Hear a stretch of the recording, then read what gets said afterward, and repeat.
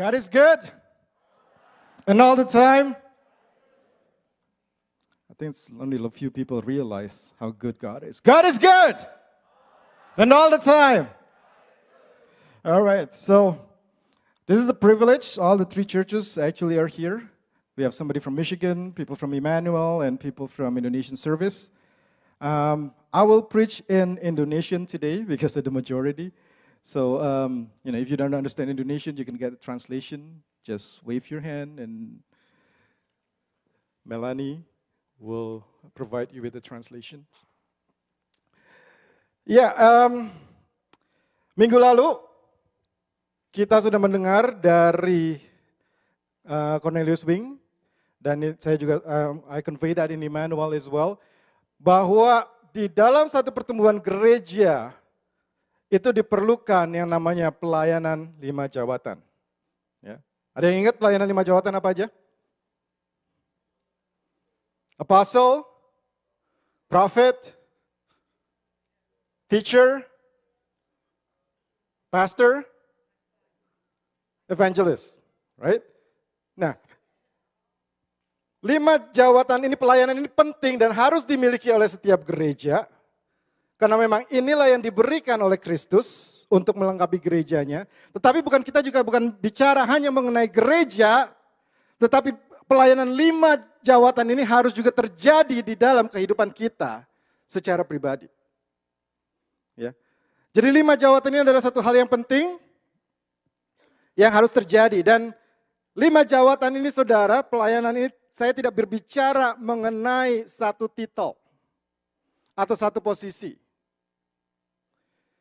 Kalau saya bicara mengenai karunia kerasulan, saya tidak berbicara mengenai posisi sebagai seorang rasul. Kalau bicara mengenai karunia kenabian,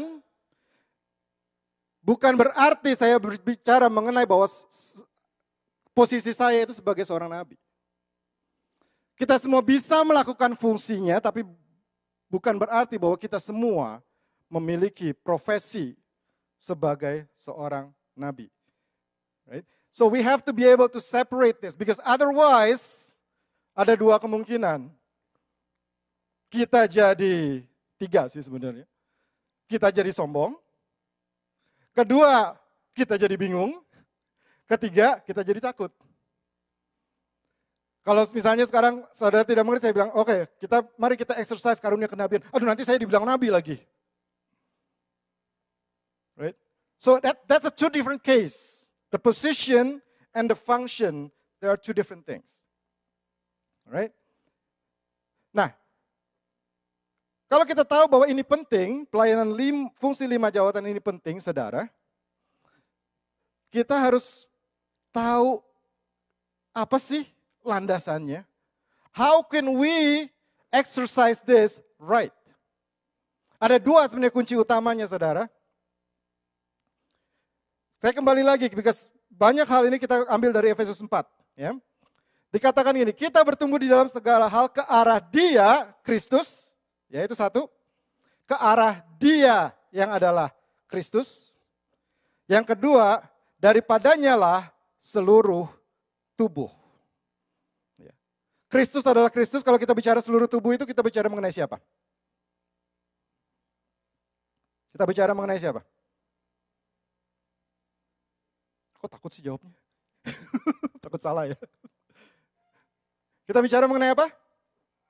Jemaat. Kita bicara mengenai kita semua.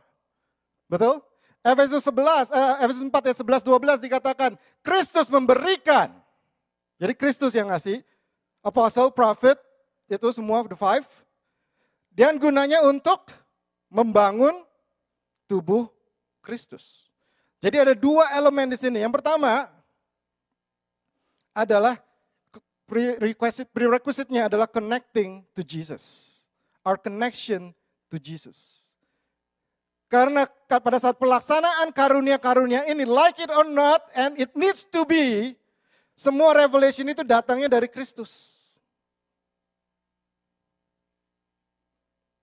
Kita tidak bisa melaksanakan fungsi sebagai prophetic atau apostolik kalau resource-nya bukan dari Kristus. Kalau Kristusnya bukan dari Kristus, pertanyaannya dari siapa? Right? So this is the key. Pertama, the first and foremost is your connection to Jesus. That is the first prerequisite. So we have to make sure it's right. Ya. Yohanes 15 berkata ini, Akulah pongkok anggur dan kamulah ranting-rantingnya. Barang siapa tinggal di dalam aku dan aku di dalam dia, ia berbuah banyak. Sebab, mari kita katakan sama-sama, 1, 2, 3. Oke. Ini yang ngomong bukan saya, yang ngomong adalah Kristus.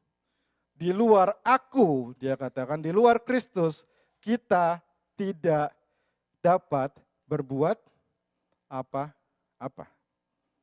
Ya. Di Immanuel saya bahas minggu lalu, ini pernyataan dari Yesus tentang kehidupan Kristus. Siapa yang percaya bahwa pada saat Kristus hidup di dalam dunia, kehidupannya adalah satu kehidupan yang amazing? Right? He has like an amazing life. He had an amazing life when he was on earth. But this is actually his statement about his life. Dikatakan apa? Anak itu Kristus. Anak tidak dapat mengerjakan sesuatu dari dirinya sendiri jikalau dia tidak melihat Bapa yang mengerjakannya. Sebab apa yang dikerjakan Bapa, itu juga yang dikerjakan anak. Yohanes 14 ayat 10 dia bilang apa? Bapa yang diam di dalam aku, dialah yang melakukan pekerjaannya. Jadi Kristus sendiri saudara pada saat dia diam di dalam dunia ini, pada saat dia ada, dia melakukan pelayanannya, yang bekerja itu bukan Yesus sebagai pribadinya. Tetapi Bapa yang ada di dalam dia yang melakukan pekerjaannya. How that implies to our life today? Kalau Kristus sendiri bilang dia tidak bisa melakukan apa-apa, what makes us think that we can do something powerful?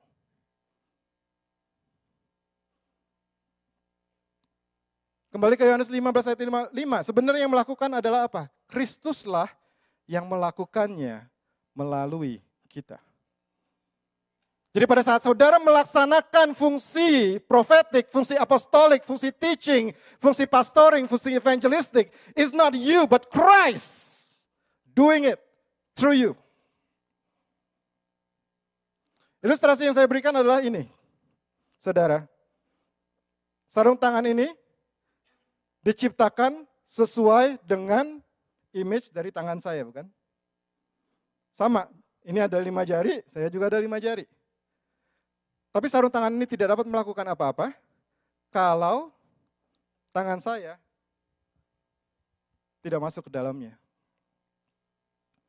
Karena tangan saya ada di dalam ini, makanya sarung tangan ini mampu melakukan sesuatu. Saya mampu untuk menjabat tangannya Coach Steve, sarung tangan ini bisa karena ada tangan saya. Kalau enggak, mau apa ini? Right? Jadi sebenarnya itu yang terjadi, saudara. Yang terjadi adalah Kristuslah. Kita harus sadar bahwa semua itu terjadi karena Kristus yang bekerja melalui saya. Itu yang disebut the indwelling life of Christ. Semua katakan indwelling. Ya. Jadi Kristuslah yang bekerja. Ya. Dan kalau kita mau Kristus bekerja, kuncinya cuma 2. Pertama, kita mesti connect. Kita mesti tahu Kristus mau apa. Yang kedua, kita mesti taat. Kalau Kristus yang mau bekerja melalui kita, kitanya tidak taat, then nothing happens. Right? Nah yang kedua, saudara, kuncinya adalah yang tadi, daripadanya seluruh tubuh. So we have to connect to the body. These two are the prerequisites. Mengapa kita melakukan pelayanan kita? Karena kita mau melayani orang lain. Kenapa 5 jawatan kita lakukan? Karena kita mau memberikan dampak kepada orang lain. Bukan untuk kita sendiri. Pelayanan 5 jawatan kembali tidak diberikan kepada kita untuk kita gagah-gagahan. Tetapi pelayanan 5 jawatan diberikan kepada kita supaya kita bisa membangun tubuh Kristus. Yang namanya tubuh Kristus adalah saya dan saudara semua saling membangun. So these two needs to happen. This is the key.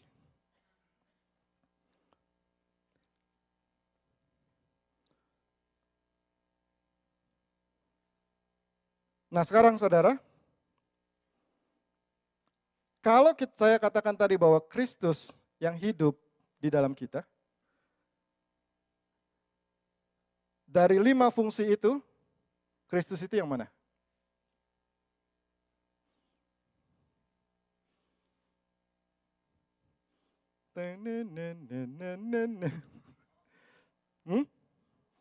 Siapa yang bilang all? Ragu-ragu gitu. Kristus itu yang punya semuanya. Ya. Nah Kristus yang punya semuanya, kalau dia bekerja melalui kita, berarti kita apa? Bisa melakukan semuanya, betul? Kita punya kapasitas untuk melakukan semuanya, karena Kristuslah yang bekerja di dalam kita. Karena itu kita harus mengembangkan semuanya di dalam kehidupan kita. Dan itu bisa dikembangkan saudara kalau kita ada di dalam satu komunitas. Kita mau mengembangkannya di 200 orang seperti ini saudara, sulit.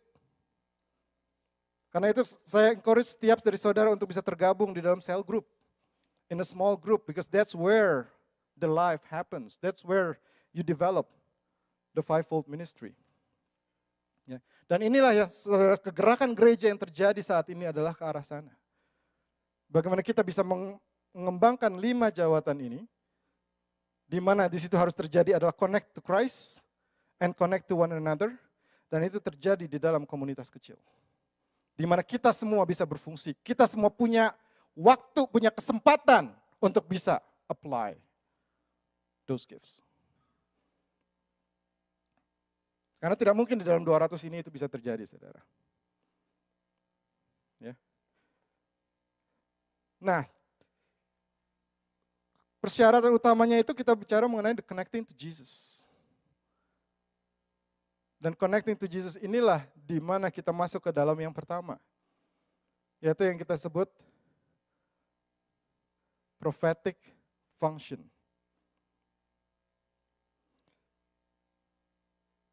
Proyektornya tidak taat, jadi tak mau jalan. Ibad bisa tolong dimajuin mungkin? Apa macet ya? Oke. Ya. Nah prophetic function, nah sekarang kalau saudara mendengar kata prophetic itu apa? Yang ada yang masuk ke dalam pikiran saudara, bayangannya apa? What is prophetic? Coba. Saya dengar sih kata.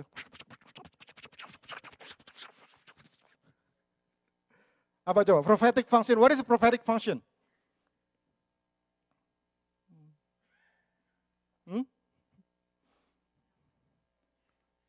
Menyampaikan suara Tuhan.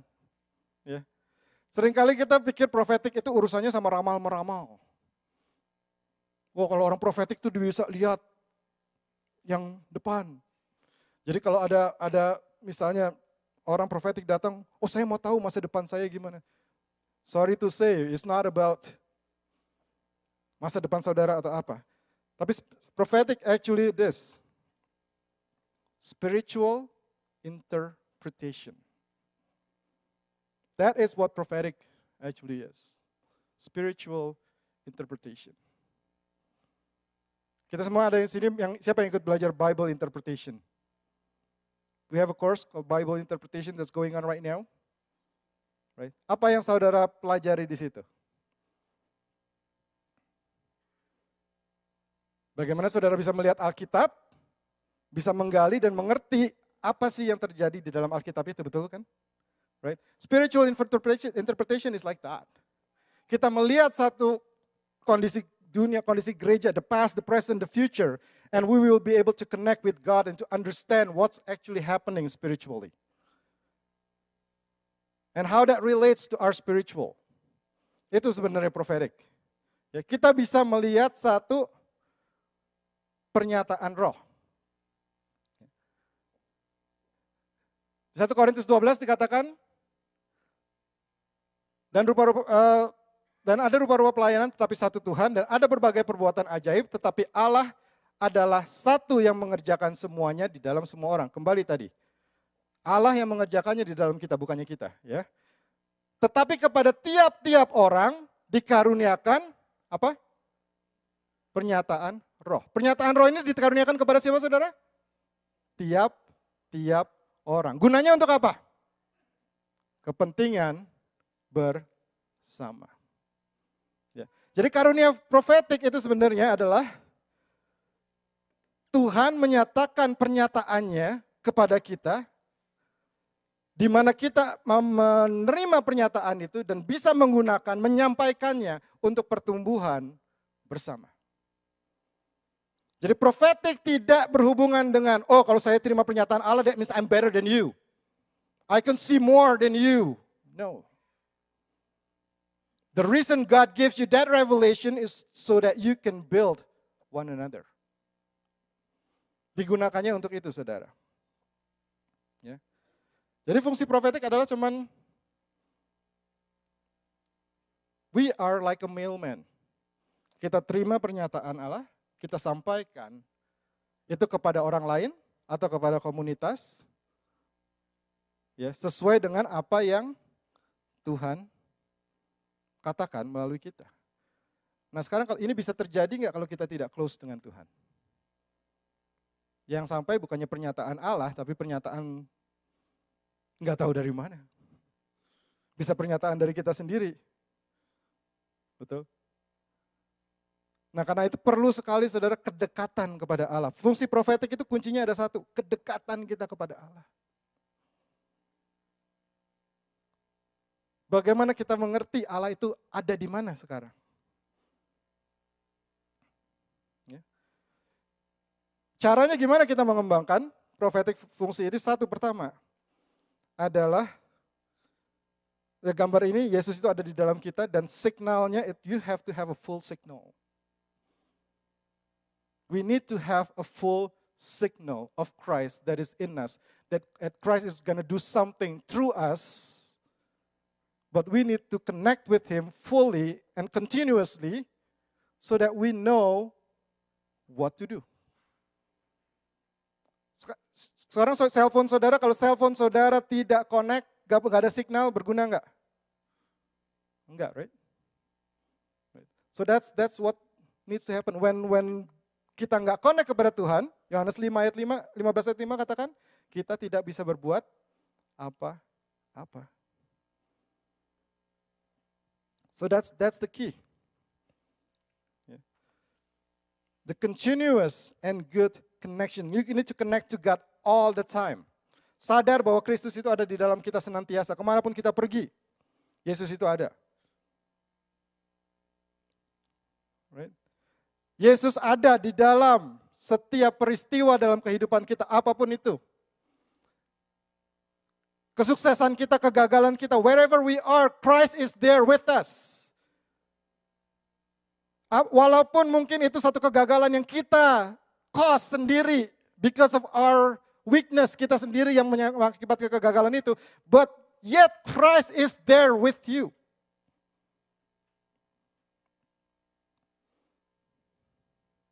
Daud, saudara, sangat mengerti akan hal ini. Dia katakan ini, firman ini.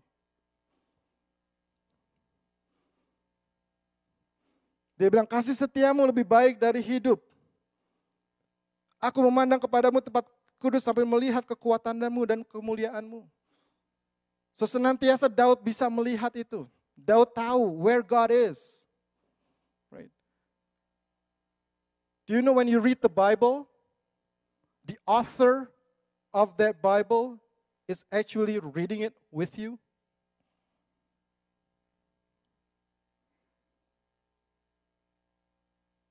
Siapa di sini yang suka baca buku manajemen? Stephen Covey, 7 Habits. Ada yang pernah baca? Or John Maxwell? Bayangin kalau saudara baca bukunya John Maxwell, di depannya John Maxwell. What are you gonna do? Apa saudara cuma baca doang? Apa yang akan saudara lakukan? You talk to him, right? Cari tahu apa sih maksudnya ini. di halaman ini, poin ini apa sih maksudnya, John? Right? That's the same thing. When you read the Bible, Jesus, the writer, the author of that Bible is right in front of you. So you need to connect with him in every day of your life. Right? Dan saat kita connect, kita akan tahu, saudara, kita akan lihat betapa besar kasih Tuhan kepada kita. Kalau kita connect selalu dengan dia, kita akan tahu, really, kita bisa hidup di dalam satu hidup yang penuh dengan pengucapan syukur. Saya tadi on the way kemari, saya ngobrol sama Ita. Saya bilang, kita tuh kadang-kadang lihat gini, kita bersyukur kepada Tuhan karena perbuatan Tuhan. God, I thank you for doing this and this and this and this. I praise God for his goodness of this and this and this and that. Right? Tapi kita sering gak sadar dan tidak pernah, God, I thank you for you. Kita lihat perbuatannya, tapi kita lupa bahwa perbuatan itu terjadi sebenarnya karena Tuhan itu begitu baik. Karakter dari Tuhan sendiri. Ya. Dan karena kita tidak bisa melihat karakter Tuhan yang begitu baik, sangat sulit untuk kita percaya kepada Tuhan. Karena kita sangat sulit untuk percaya kepada Tuhan. Percaya, saya kata, bukan hanya percaya bahwa Tuhan itu ada. Percaya bahwa dia itu yang tahu yang terbaik buat kita. Percaya bahwa God has a perfect plan for you. Plan to prosper you and not to harm you. Right? Karena kita sulit untuk percaya itu, kita akan sangat sulit untuk menyerahkan kehidupan kita kepada Tuhan. Kalau saudara sekarang seorang konglomerat, saudara punya perusahaan. Saudara lihat ada satu karyawan yang baik. And you are thankful, saudara yang pertama saudara lihat apa? Hasil pekerjaannya, bukan? Oh ini hasilnya bagus nih, dia kerjanya bagus. Right?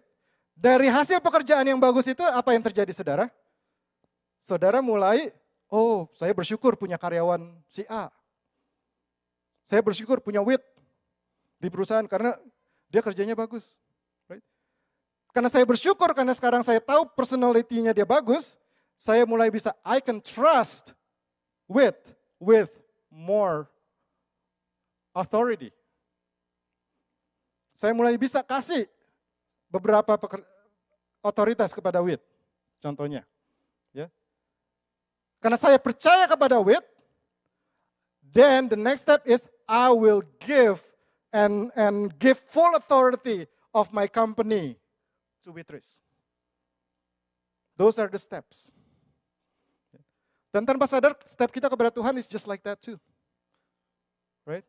Pertama kita perlu menyadari memang kebaikan Tuhan itu apa? Apa sih yang Tuhan kerjakan? And then from there, we need to grow up. Kepada satu lagi bahwa, Tuhan, I'm thankful for you. I know you have a perfect plan for me. I can trust you, Lord.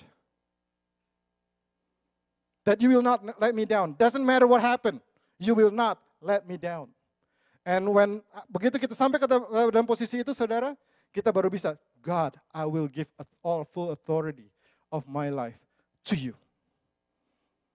And Jesus, work through me. Whatever you say, I will follow. Tapi kalau kita tidak bisa mengucap syukur dari yang itu, saudara, we're not gonna get there. Karena itu sebentar lagi nanti kita akan lakukan satu aktivitas yang akan membantu kita untuk ke sana. Ya. Jadi yang pertama tadi, saudara, cara untuk mengembangkan karunia profetik, satu, apa tadi? Make sure you connect to Jesus. Right? Dan yang kedua, saudara, kalau kita sudah connect kembali, pada saat Yesus melakukan sesuatu, you step out and function. Kalau Tuhan sudah memberikan sesuatu kepada kita untuk kita lakukan secara profetis, tapi kita menolak untuk melakukannya, nothing's going to happen.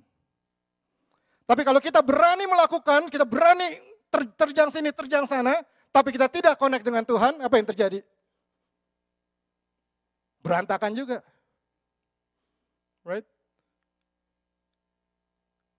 And sometimes like I can feel that sometimes we are trapped either on this end or on that end. Kita connect kepada Tuhan, Tuhan bilang, "Oke, let's do this." Masa sih Tuhan? Yang benar. Nanti kalau saya ini gimana? Kalau saya ngerjain ini gimana Tuhan? Resikonya gede Tuhan. Right? Atau we go to the other side. Kayaknya harus begini, kayaknya harus begini, kayaknya harus begini. Tapi kita nggak pernah connect Tuhan itu sebenarnya maunya apa.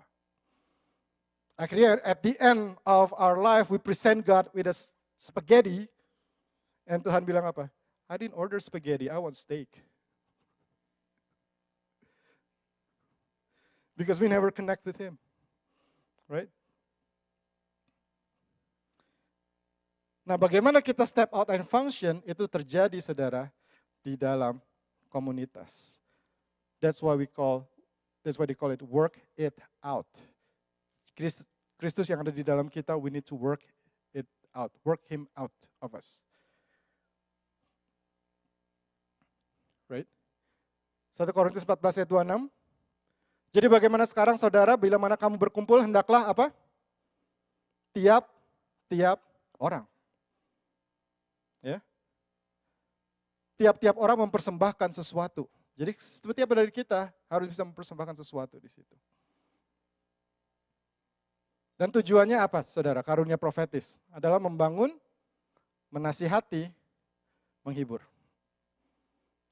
Tujuan dari setiap karunia profetis itu one another is to do this, membangun, menasihati, menghibur. Kita harus tahu ini kuncinya. Karena kita tetap manusia, kita tetap dipengaruhi oleh banyak, kadang-kadang kita punya hati sendiri, right? Pada saat kita mendapatkan satu pernyataan, kita ingin menyampaikannya kepada orang lain, kita harus tes dulu ini.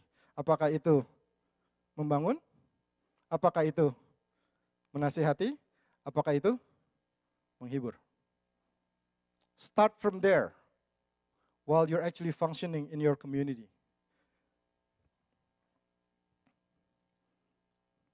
Right?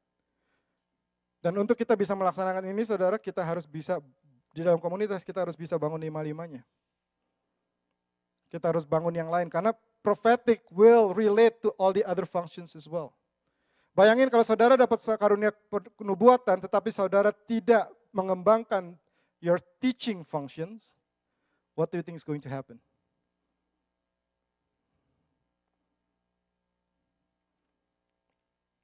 Kondisi utama saudara dari pernyataan Allah adalah God is a consistent God. Pernyataan Allah yang kita terima tidak mungkin melenceng daripada firman-Nya. So if you don't develop your teaching function, saudara, tidak mengerti firman ini, what are you going to deliver? Karena ini untuk melatih profetik, saudara juga harus melatih your teaching function. Bagaimana kita bisa mengerti firman Allah. Bagaimana kita bisa belajar dari firman. Right? Profetik tidak disertai dengan apostolic function, saudara. Kemarin Wing sudah bicarakan mengenai apostolic function. Apa yang saudara dapat dari apostolic function? Apostolic is about like setting a blueprint. It's about the directions. Right? Kita profetis tapi kita tidak mengerti arah dari rencana Tuhan kemana. Kita akhirnya tembak kiri kanan. Makanya kita harus juga membangun the apostolic function in our life. Prophetic without a pastoral heart. What's going to happen?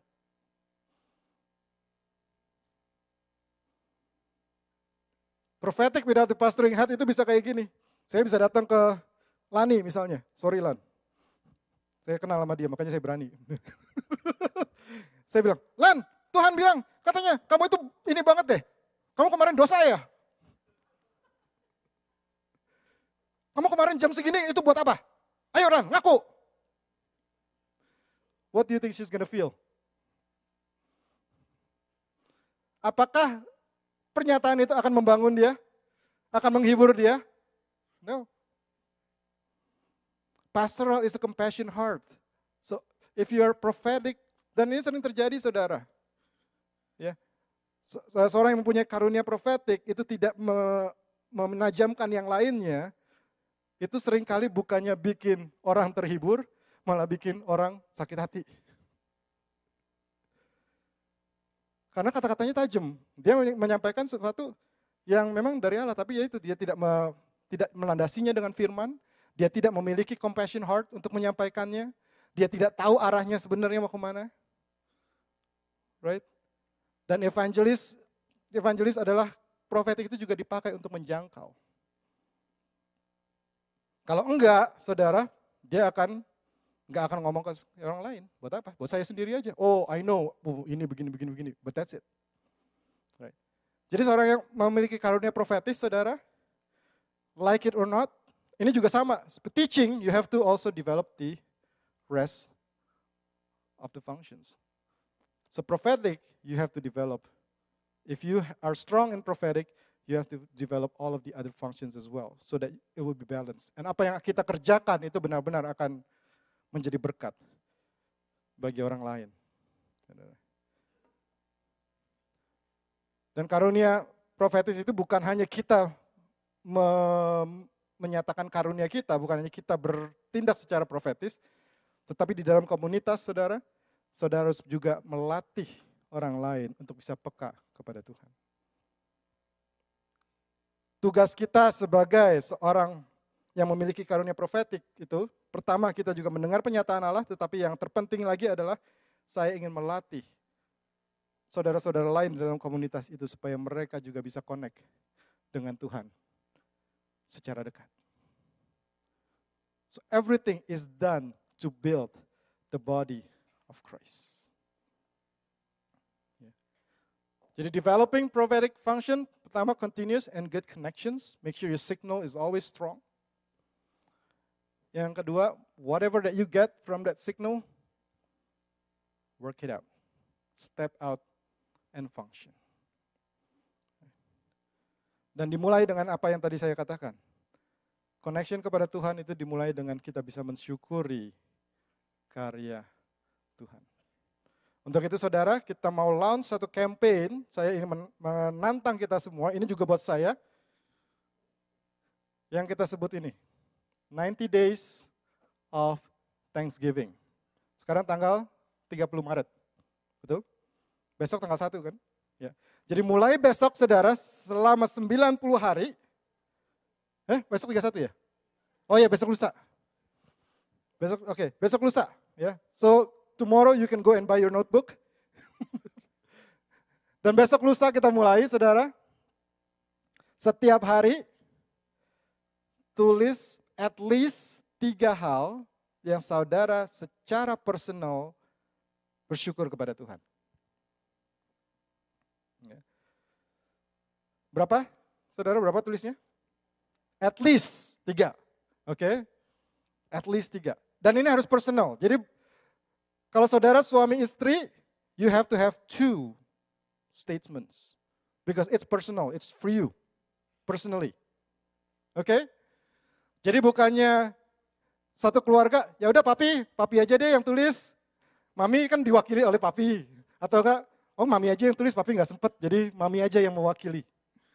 No, each of you has to have 1. If you have 2, husband and wife with 5 children, then you need to have 7 books. Alright. Bukunya nggak usah bagus-bagus, di Dollarama banyak.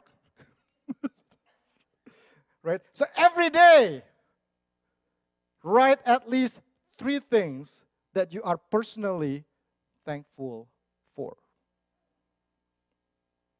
Saudara, kenali itu pertama, right? Connect kepada Tuhan, apa sih yang Tuhan sedang kerjakan dalam hidup saya hari ini? Ditulis, and you lift up your thanksgiving to God. 3 things. And do it faithfully, including Sundays. Oke? Jangan Sunday itu dirapel untuk di gereja. Ya Sunday kan saya udah ke gereja, udah nyanyi, udah mengucapkan syukur, udah dong, Sunday break. Kalau saudara break, you have to do it again for another 90 days. Okay? So if you break it, another 90 days. Okay? And you have to faithfully do it at least 90 days. Okay? Jadi 3 hal dalam 90 hari secara terus-menerus. Dan setelah itu, kalau saudara ada komunitas, saudara ada teman, share it, belajar kita untuk mengucapkan, menyampaikannya. Kenapa saudara? Kadang-kadang apa yang kita syukuri, itu dibutuhkan oleh orang lain. Mungkin saya sedang, misalnya saya lagi down, lagi apa. Terus Coach Steve datang sama saya, Dan, hari ini aku ucap syukur loh. Mataharinya terang, anget. Akunya lagi sedih nih, lagi depres gitu. Aku bilang, iya ya benar ya. Iya hari ini anget ya, enak ya. Udah winternya udah lama kayak gitu, today is actually warm. And that's actually, it will encourage me. Right? And for Om Steve, it's just a simple thing, right? Saya cuma mengucap syukur buat matahari. But itu bisa berbicara banyak kepada saya. That is actually why we function our prophetic gifting di situ. So, siapkan notebook. Ya karena besok tanggal 31, jadi nggak ada alasan, nggak ada alasan Dollarama tutup. Ya. Besok siapin bukunya, 1 orang dalam keluarga 1, setiap hari tulis 3 hal. At least. Oke, kalau mau 10 silakan. Ya. Do it for 90 days, at least. If you want to do it for the rest of your life, that's good. Right? Dan kita mulai dari situ. Ingat, kita mulai dari bisa melihat kebaikan Tuhan. Kita akan bertumbuh untuk melihat benar-benar, melihat karya Tuhan yang baik. Kita akan bisa bertumbuh untuk melihat bahwa Tuhan itu adalah baik. Dari itu kita bisa tumbuh kepada kita bisa trust God. And when we trust God, we are able to give all authority of our life to God. So this is just the beginning. If we have problem in this, we're going to have problem in the next process. Right? So this is the challenge for you. Susah nggak? Doable nggak? Doable kan? Siapa yang bilang terlalu susah?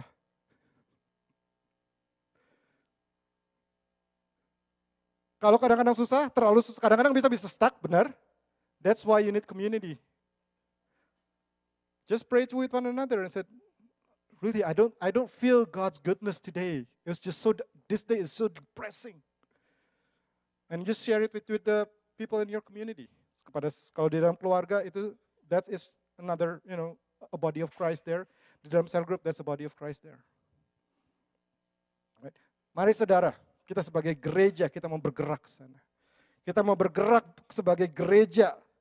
Saudara, bukan organisasi, gereja sebagai kumpulan orang, di mana setiap orang, saudara, itu bisa hidup dalam pengucapan syukur, hidup mengetahui kebaikan Tuhan, hidup percaya benar-benar kepada Tuhan, bukan sekedar tahu bahwa Tuhan itu ada, dan benar-benar hidup kita bisa memberikan all authority of our life to Him, and Jesus will work through us. And when that happens, saudara, bayangkan kalau pekerjaan Kristus dilakukan oleh setiap orang yang ada di tempat ini, saudara. Can you imagine what's going to happen?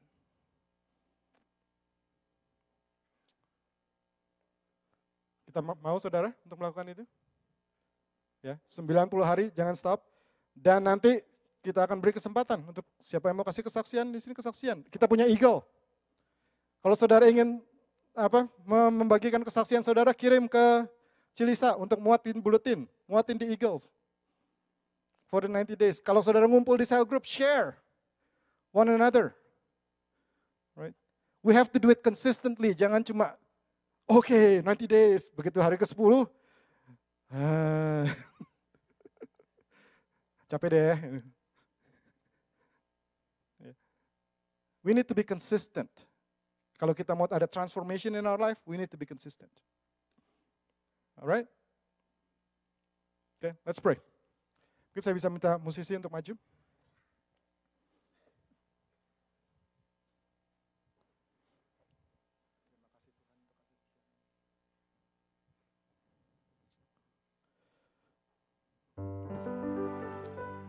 Mari kita nyanyikan lagu ini. Terima kasih Tuhan untuk kasih setiamu. Let's just acknowledge Him.